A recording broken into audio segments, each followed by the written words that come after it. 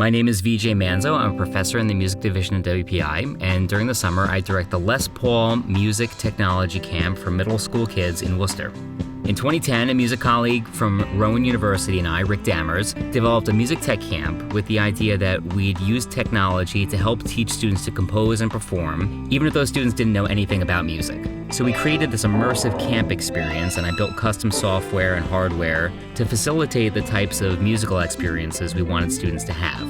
Then when I came to WPI in 2012, I began running a similar camp for elementary and middle school kids during the summer, in which the technology that we developed in my research lab during the academic year would then be used by these camp students while they were learning to be musical. Then in 2020, through the support of the Les Paul Foundation, we created a version of the music tech camp that focused on Les Paul, a musician and an inventor who spent his life innovating at the convergence of music and technology.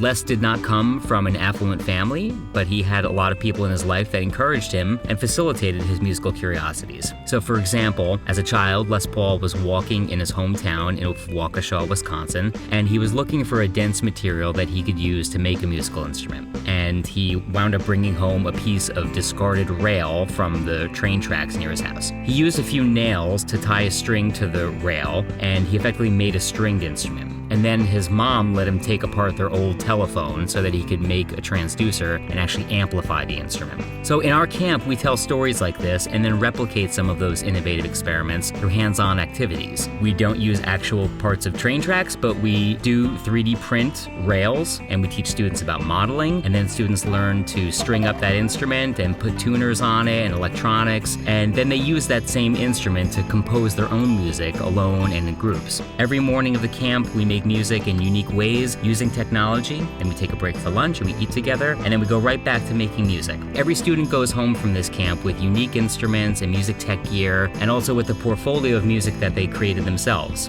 So for more information, you can visit our website, lespaulcamp.org.